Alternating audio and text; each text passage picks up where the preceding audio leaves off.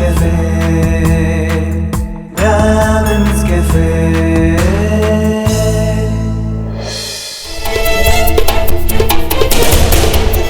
ವಸುಂಧರಾ ಅವರೇ, ವಸುಂಧರಾ ಅವರೇ, ಇದೇನಿದು? ಶಾಂತನಾದ್ಮೇಲೆ ಸುಕನ್ಯಾ ಬಂದಿದ್ದಾರೆ. ಶಾಂತ ಏನಾದ್ರೂ ಹೇಳಿ ಕಳ್ಸಿದ್ಲಾ? ಏನೋ ಅರ್ಥನೇ ಆಗ್ತಿಲ್ಲ.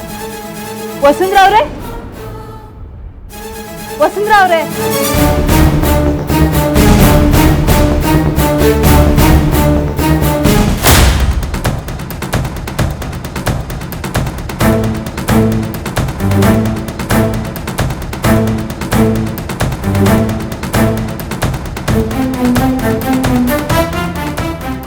ಏನಿವಳು ಫೋನೇ ಎತ್ತಾ ಇಲ್ವಲ್ಲ? ವಸುಂಧರಾ ಅವರೇ, ಮನೇಲಿ ಯಾರು ಇಲ್ಲ ಅಂತ ಅನ್ಸುತ್ತೆ. ಯಾರು? ಓ, ಸುಕನ್ಯಾ ಅವರು. ಬನ್ನಿ. ಏನು ಒಬ್ರೇ ಬಂದ್ರಾ? ಶಾಂತ ಬಂದಿಲ್ವಾ? ಶಾಂತಂಗೆ ನಾನು ಬಂದಿರೋ ವಿಷಯ ಗೊತ್ತಿಲ್ಲ. ನಿಮ್ಮ ಹತ್ರ ಸ್ವಲ್ಪ ಪರ್ಸ್ನಲ್ ಆಗಿ ಮಾತಾಡಬೇಕಿತ್ತು, ಅದಕ್ಕೆ ಒಬ್ಳೇ ಬಂದೆ. ಪರ್ಸ್ನಲ್ ಆಗ? ಬನ್ನಿ ಒಳಗೆ ಕಾಫಿ ಕುಡ್ಕೊಂಡು ಮಾತಾಡೋಣ. ಇಲ್ಲ ಇಲ್ಲ ಪರವಾಗಿಲ್ಲ, ಅದೆಲ್ಲ ಏನು ಬೇಡ. ಒಂದು ಸ್ವಲ್ಪ ಜ್ಯೂಸ್ ಆದರೂ ತಗೊಬನ್ನಿ. ಇಲ್ಲ, ನೀವೇನು ತೊಂದರೆ ತಗೋಬೇಡಿ, ಅದೆಲ್ಲ ಏನು ಬೇಡ. ಶಾಂತ ಹೇಗಿದ್ದಾಳೆ? ಶಾಂತ ಸ್ಟೇಷನ್ನಿಂದ ಬಂದಮೇಲೆ ಪರವಾಗಿಲ್ಲ. ಏನು? ಶಾಂತ ಸ್ಟೇಷನ್ಗೆ ಹೋಗಿದ್ಲಾ? ಅದೆಲ್ಲ ದೊಡ್ಡ ಕತೆ ವಸುಂಧರಾ ಅವರೇ, ಆಮೇಲೆ ಹೇಳ್ತೀನಿ. ನೀವು ಶಾಂತಗೆ ಕ್ಲೋಸ್ ಫ್ರೆಂಡ್ಸು ಅಂದಮೇಲೆ ನಿಮ್ಮಿಬ್ಬರ ಮಧ್ಯೆ ಯಾವ ರಹಸ್ಯಗಳು ಇರಲ್ಲ ಅಂತ ಭಾವಿಸ್ತೀನಿ. ರಹಸ್ಯನಾ? ಯಾವ ರಹಸ್ಯದ ಬಗ್ಗೆ ಕೇಳ್ತಾ ಇದ್ದೀರಾ? ಹಾಗಾದರೆ ಬೇಕಾದಷ್ಟು ರಹಸ್ಯಗಳಿವೆ ಅಂತ ಆಯಿತು. ಇಲ್ಲಪ್ಪ, ನಾನೆಲ್ಲ ಹಾಗೆ ಹೇಳ್ದೆ. ನೀವೇನು ಕೇಳಬೇಕು ಅಂತಿದ್ದೀರೋ ನೇರವಾಗಿ ಕೇಳಿ. ಈ ಥರ ಸುತ್ತಿ ಬಳಸಿ ಕೇಳಿದ್ರೆ ನನಗೆ ಕನ್ಫ್ಯೂಸ್ ಆಗುತ್ತೆ. ಸರಿ ಹೇಳಿ, ಈಗ ವೈಭವ್ ಯಾರ ಮಗ? ವೈಭವ್ ಯಾರ ಮಗ? ಹಾಂ, ಯಾರ ಮಗ ಅಂತ ನಾನೇ ಕೇಳ್ತಿರೋದು. ಏನ್ ಸುಕನ್ಯಾ ಇಂಥ ಪ್ರಶ್ನೆ ಕೇಳ್ತಾ ಇದ್ದೀರಾ? ವೈಭವ್ ಶಾಂತ ಮತ್ತು ವಿನಯ್ ಪಂಡಿತ್ ಅವ್ರ ಮಗ. ನೋಡಿ, ನನ್ನ ಹತ್ರ ಗುಟ್ಟು ಮಾಡಬೇಡಿ. ವೈಭವ್ ಶಾಂತ ಮಗ ಅಲ್ಲ ಅನ್ನೋ ಸತ್ಯ ನನಗೆ ಗೊತ್ತಾಗಿದೆ.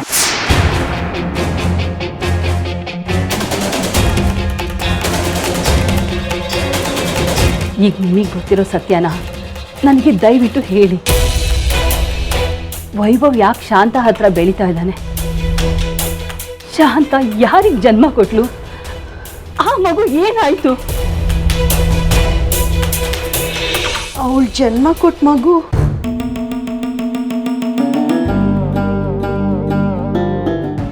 ಬಹುಶಃ ಈಕೆಗೆ ಸೌಂದರ್ಯನೇ ಶಾಂತ ಹೆತ್ ಮಗಳು ಅನ್ನೋ ವಿಷಯ ಗೊತ್ತಿಲ್ಲ ಅನ್ಸುತ್ತೆ.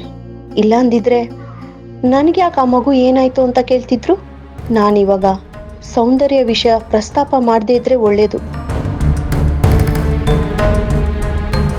ಏನು ಯೋಚನೆ ಮಾಡ್ತಿದ್ರ ವಸುಂಧರಾ ಅವರೇ?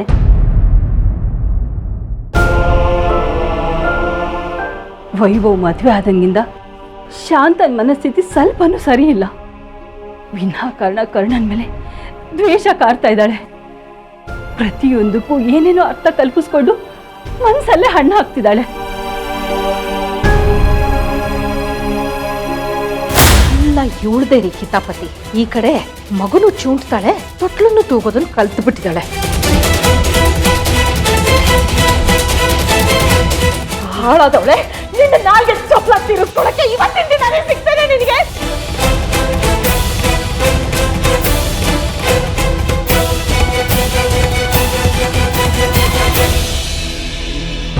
ಇಷ್ಟೆಲ್ಲ ಆಯ್ತಾ? ನನಗೇನು ಗೊತ್ತೇ ಇಲ್ಲ. ಹೌದು ವಸುಂಧರಾ ಅವರೇ, ಪರಿಸ್ಥಿತಿ ಕೈ ಮೀರೋಕ್ಕಿಂತ ಮುಂಚೆ ನಿಮ್ಗೇನು ವಿಷಯ ಗೊತ್ತಿದ್ಯೋ ಎಲ್ಲ ಹೇಳ್ಬಿಡಿ. ಇಲ್ಲ ಅಂದ್ರೆ ಶಾಂತ ನಮ್ಮ ಪಾಲಿಗೆ ಖಂಡಿತ ಉಳಿಯಲ್ಲ. ಅವಳು ಗಂಡನ ಹತ್ರ ಹೇಳ್ಕೊಳಕ್ಕಾಗದ್ರೆ ಎಷ್ಟೋ ನೋವುಗಳನ್ನ ಅವಳ ಮನಸ್ಸಲ್ಲೇ ಅನುಭವಿಸ್ತಾ ಇದ್ದಾಳೆ. ಪ್ಲೀಸ್ ವಸುಂಧರಾ ಅವರೇ, ಪ್ಲೀಸ್ ಎಲ್ಲ ವಿಷಯ ಹೇಳ್ಬಿಡಿ. ನನ್ನ ಶಾಂತನ ಉಳಿಸ್ಕೊಡಿ ಪ್ಲೀಸ್. ಹೇಳ್ತೀನಿ.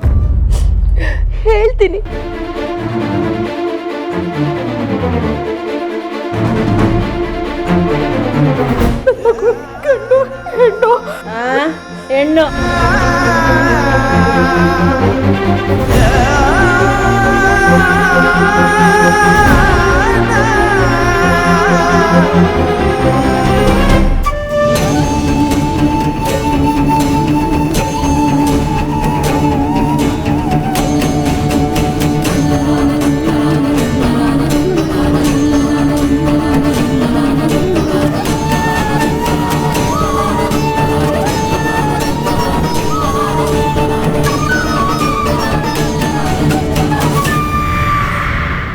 ಇಷ್ಟೆಲ್ಲ ನಡೀತಾ? ಅವತ್ತು ನಿಮ್ಮ ಅಣ್ಣನ ಮಾನ ಪ್ರಾಣ ಪ್ರತಿಷ್ಠೆಗೋಸ್ಕರ ಶಾಂತ ತನ್ನ ತಾಯಿತನನೇ ಬಲಿ ಕೊಟ್ಬಿಟ್ಲು.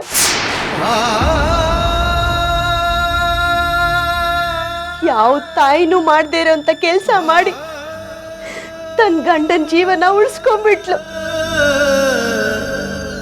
ವೈಭವ್ನ ತನ್ನ ಸ್ವಂತ ಮಗನ್ಗಿಂತ ಹೆಚ್ಚಾಗಿ ಯಾವ ಕೊರತೆನೂ ಬರ್ದೇ ಹಾಗೆ ನೋಡ್ಕೊಂತ ಬಂದ್ಲು.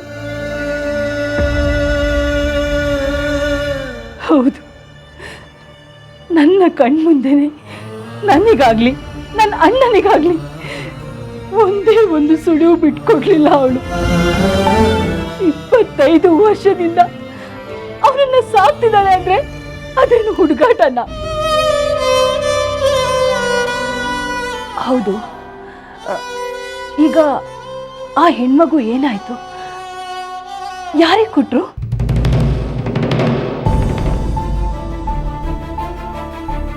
ಅದು ಮಾತ್ರ ನನಗೆ ಗೊತ್ತಿಲ್ಲ.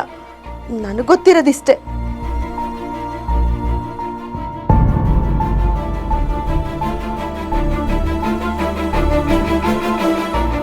ಸರಿ, ನಾನೇನು ಬರ್ತೀನಿ. ನಾನು ಬಂದಿರೋ ವಿಷಯನ ಶಾಂತ ಹತ್ರ ಯಾವ ಕಾರಣಕ್ಕೂ ಹೇಳ್ಬೇಡಿ.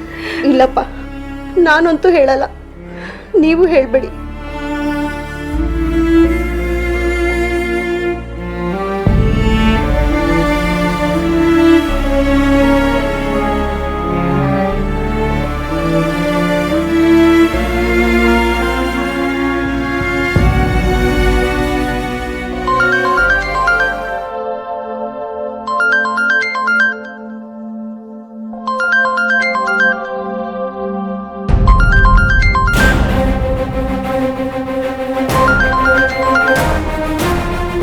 ಹಲೋ ಹಲೋ ವಸು, ನೀನು ಫೋನ್ ಮಾಡಿದ್ದು ನನಗೆ ಗೊತ್ತೇ ಆಗಲಿಲ್ಲ, ಸಾರಿ.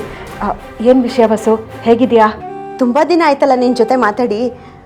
ಹೇಗಿದೆಯಾ ಅಂತ ಕೇಳಕ್ಕೆ ಮಾಡಿದೆ ಅಷ್ಟೇ. ಹೇಗೋ ಏನೋ, ಒಟ್ಟು ಬದುಕ್ತಿದ್ದೀನಿ. ಯಾಕೆ ಶಾಂತ ಹೀಗೆಲ್ಲ ಮಾತಾಡ್ತೀಯಾ? ಯಾರಿಗೂ ಕೊಟ್ಟಿಲ್ಲದೆ ಇರೋ ಅದೃಷ್ಟ ದೇವ್ರು ನಿನಗೆ ಕೊಟ್ಟಿದ್ದಾನೆ. ಈ ಕಡೆ ವೈಭವ್ ಅಂತ ಗಂಡು ಮಗ, ಆ ಕಡೆ ಎಲ್ಲೋ ಬೆಳೀತಿದ್ ನಿನ್ನ ಮಗಳು ಸೌಂದರ್ಯ, ಇಬ್ರು ನಿನ್ನ ಜೊತೆಲೇ ಇರುವಾಗ ನಿನಗೇನು ಕೊರತೆ ಹೇಳು? ಕೊರತೆ ಅಲ್ಲ ವಸು, ಕೊರಗು. ಹೆತ್ತ ಮಗ ಅಂದ್ಕೊಂಡಿದ್ದ ವೈಭವ್ ಅವನ ಹೆಂಡತಿ ಸೆರೆಗಿಟ್ಕೊಂಡು ನನ್ನಿಂದ ದೂರ ಆಗ್ತಾ ಇದ್ದಾನೆ. ಇನ್ನು ನಾನು ಹೆತ್ತ ಮಗಳು ಸೌಂದರ್ಯ, ಅವಳನ್ನ ಮಗಳು ಅಂತ ಯಾರ ಹತ್ರ ಹೇಳ್ಕೊಳ್ಳಿ? ಹೇಳ್ಕೊಳಕ್ ಇಬ್ರು ಮಕ್ಕಳಿದ್ರು, ಯಾರನ್ನೂ ಮುದ್ದು ಮಾಡೋಕ್ಕಾಗದೆ ಒಬ್ಬ ಪಂಜೆ ಅನುಭವಿಸೋ ಮನಸ್ಥಿತಿಲಿದ್ದೀನಿ ವಸು ನಾನು.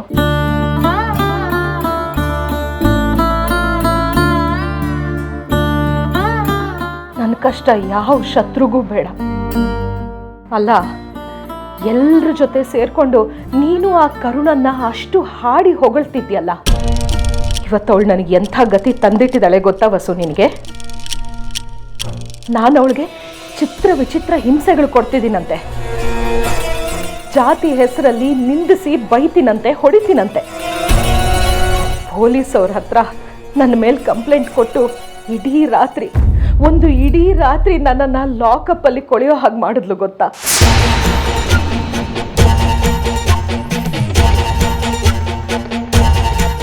ಮಾಡಲಿ, ಇನ್ನೂ ಏನೇನು ಮಾಡಬೇಕು ಅಂತ ಅಂದ್ಕೊಂಡಿದ್ದಾಳೋ ಎಲ್ಲ ಮಾಡಲಿ. ಆ ದೇವರು ನನಗೆ ಇನ್ನೂ ಏನೇನು ಶಿಕ್ಷೆ ಕೊಡಬೇಕು ಅಂತ ಅಂದ್ಕೊಂಡಿದ್ದಾನೋ ಎಲ್ಲನೂ ಕೊಡಲಿ, ಅನುಭವಿಸಕ್ಕೆ ಸಿದ್ಧ. ಸಾರಿ ಶಾಂತ, ಇಷ್ಟೆಲ್ಲ ಆಗಿದೆ ಅಂತ ನನಗೆ ನಿಜವಾಗ್ಲೂ ಗೊತ್ತಿರಲಿಲ್ಲ. ಗೊತ್ತಾದರೆ ನೀನು ತಾನೇ ಏನು ಮಾಡ್ತಿದ್ದೆ ವಸು? ನಮ್ಮ ತಲೆಗೆ ನಮ್ಮ ಕೈ ಅಷ್ಟೇ ಗಟ್ಟಿ, ಬೇರೆ ಯಾರು ಏನು ಮಾಡೋಕ್ಕಾಗಲ್ಲ ಅಲ್ವಾ? ಅದು ನಿಜಾನೇ. ಸರಿ ಬಿಡು, ನಾನು ಆಮೇಲೆ ಮಾಡ್ತೀನಿ, ಸ್ವಲ್ಪ ಕೆಲಸ ಇದೆ, ಇಡ್ಲಾ?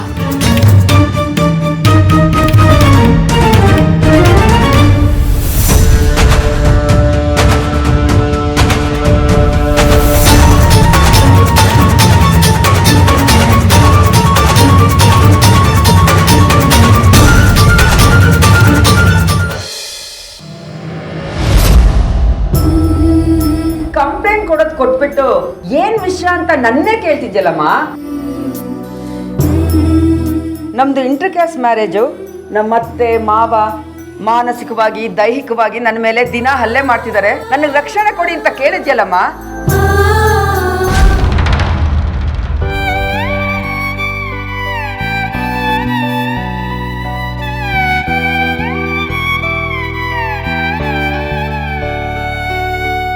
ಇದೇನ್ ಶಾಂತ ಹೀಗೆ ಕೂತ್ಬಿಟ್ಟೆ? ಇನ್ನು ಎಷ್ಟೊತ್ತು ಅಂತ ಆ ವಿಚಾರದ ಬಗ್ಗೆನೇ ಯೋಚನೆ ಮಾಡ್ತಾ ಇರ್ತೀಯ?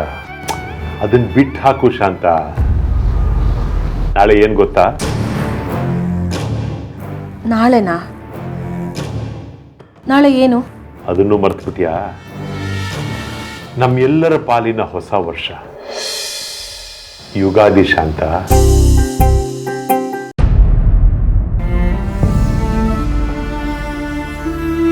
ಒಪ್ತೀನಿ, ಸಾಕಷ್ಟು ದಿವಸದಿಂದ ನಮ್ಮನೇಲಿ ವಾತಾವರಣ ಸರಿ ಇಲ್ಲ. ಆದರೂ ವರ್ಷಾವಧಿ ಹಬ್ಬಗಳನ್ನ ಮರಿಬಾರ್ದಲ್ವಾ?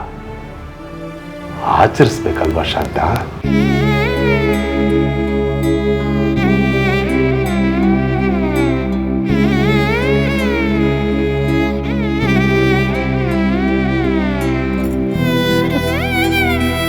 ಯಾವ ಸಂಭ್ರಮಕ್ಕೆ ಹಬ್ಬ ಆಚರಿಸ್ಬೇಕು ರೀ? ಜಾತಿ ಅಲ್ಲ ಜಾತಿ ಅವಳನ್ನ ಮಗ ಕಟ್ಕೊಂಡು ಬಂದ ಅಂತನಾ? ಸೊಸೆಯಾಗಿ ಬಂದವಳು ನನ್ನನ್ನ ಮಾವನ ಮನೆಗೆ ಕಳ್ಸಿದ್ಲಲ್ಲ, ಅದ್ರ ಸಂಭ್ರಮಾಚರಣೆಗ?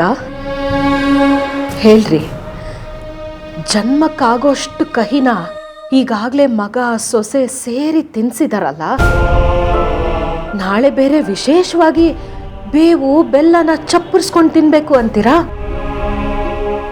ಬೇಡ ರೀ, ಈ ಹಬ್ಬ ಹರಿದಿನ ತಿಥಿಮತಿಗಳು ಯಾವುದು ಬರೋದೇ ಬೇಡ ಅನ್ನೋಷ್ಟ್ರ ಮಟ್ಟಿಗೆ ಮನಸ್ಸು ರೋಸ್ ಹೊತ್ತು ಹೋಗಿದೆ.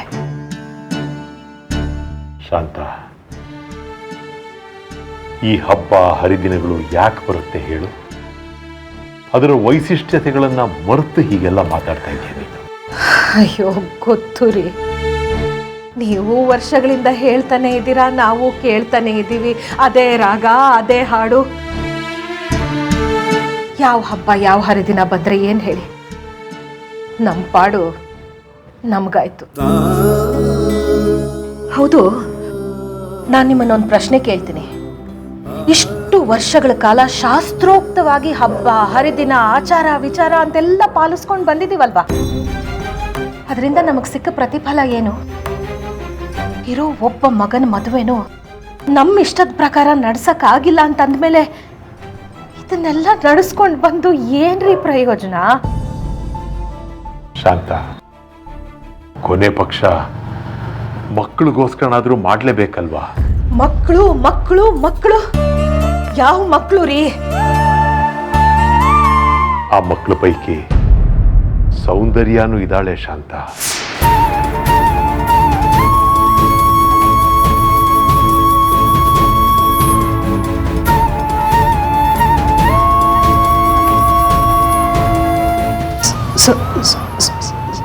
ಸೌಂದರ್ಯನ?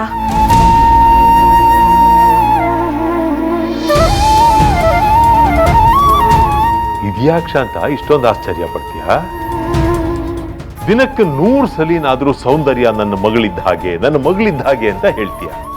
ಹಾಗಿದ್ಮೇಲೆ ಅವಳಿಗೋಸ್ಕರನಾದ್ರೂ ನೀನು ಹಬ್ಬನ ಆಚರಣೆ ಮಾಡ್ಬೇಕಲ್ವಾ?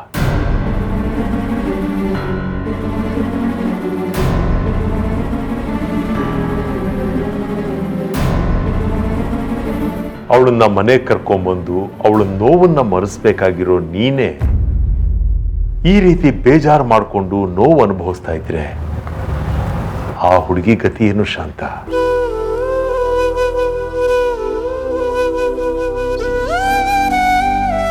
ನಿಜ ರೀ, ಸೌಂದರ್ಯ ನೋವು ಮರೆಸೋದಕ್ಕೋಸ್ಕರನಾದರೂ ನಾವು ಹಬ್ಬ ಆಚರಿಸ್ಬೇಕು. ಆದರೆ ಆ ನಿಮ್ಮ ಸೊಸೆನ ಕಂಟ್ರೋಲ್ ಮಾಡೋ ಸಂಪೂರ್ಣ ಜವಾಬ್ದಾರಿನ ನಾನು ಈ ಸತಿ ನಿಮಗೆ ವಹಿಸ್ಬಿಡ್ತೀನಿ. ಅವಳು ಬೇವು ಬೆಲ್ಲನೇ ತಿನ್ನಿಸ್ತಾಳೋ ಮತ್ತೊಂದೇನೋ ತಿನ್ನಿಸ್ತಾಳೋ ದೇವ್ರಿಗೆ ಗೊತ್ತು.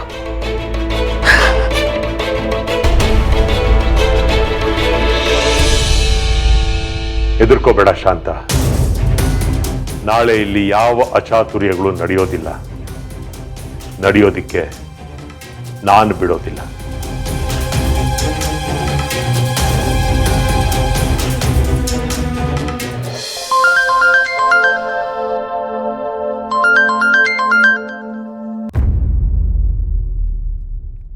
ಹಲೋ ಅಪ್ಪ.